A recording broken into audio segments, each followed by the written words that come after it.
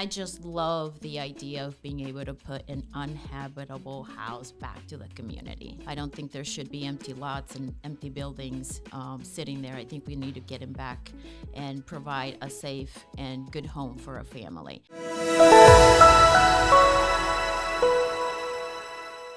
I know you said you want a cash flow or passive income. What made you go and buy a 7-unit apartment complex from a nun?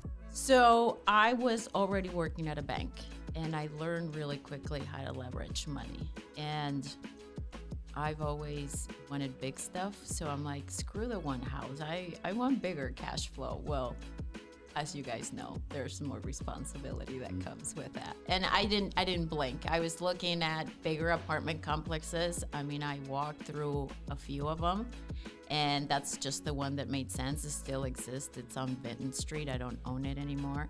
But a house with, whatever, $300 cash flow, it just didn't seem right for me at that point. Nice. Do you remember what you paid for it? This is a bad time because I just came back from vacation. No, I don't. I don't remember anything. Okay, so you sold it though, Vinton Street. Yeah, I own some apartments there, and South Omaha, great location. Okay, so that was 20 years ago, and I'm guessing you didn't retire off of that. And I also know that you just became a full-time investor. Not that you weren't doing it 50 hours a week previously, but you got rid of the full-time job. So what's kind of brought you to this point? The deals you've done, what's your additional background? I would say I knew that I had to leave it, but it was just one of those things that I genuinely love. I've built a lot of friends in the recruiting industry, and it was time for me to call it quits. With the construction company, things are going extremely well. I mean, real estate, as we know, will always be around, and that's my baby. But the construction company is really driving it, and it just came to the point where I couldn't do it anymore. I couldn't work 80 hours a week. I'm kidding, of course, but it just got to be too much. It's a lot. A lot. So right now, is that the main thing you're doing? Is the construction company? Are you picking up houses and flipping them as well, or are you acting as third-party GC?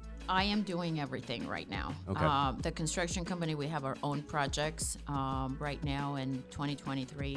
Knock on wood, it's packed. The schedule's packed with projects, so that's great. I am still always looking for that rental, that flip. Flips are my babies. That's what I started with many years ago. That's what I ended up learning.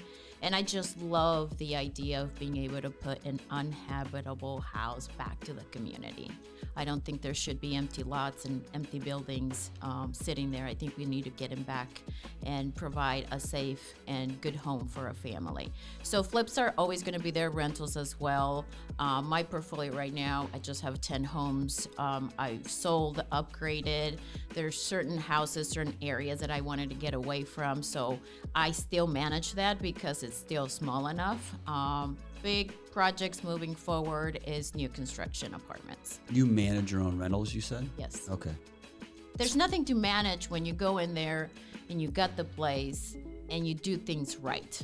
I'm not buying a cheap $50 toilet. I buy the good one. And I've never gotten a toilet call in the middle of the night. I mean, honestly, they're self-sufficient. I have tenants that have been there for 10, 15 years. It's really not that big of an issue. And that's 10 single-family homes? Yeah. Okay, so no apartments. It's coming. All right, that's fun. That's coming. I've looked at deals. Obviously, the numbers were extremely hard to make sense. I have a project that I put together, and it just takes time. And it's an 18-unit apartment. I'll build it from scratch. But, grant money, TIF, and all of that fun stuff, it just takes a long time. I think on paper, that's been on there for over a year.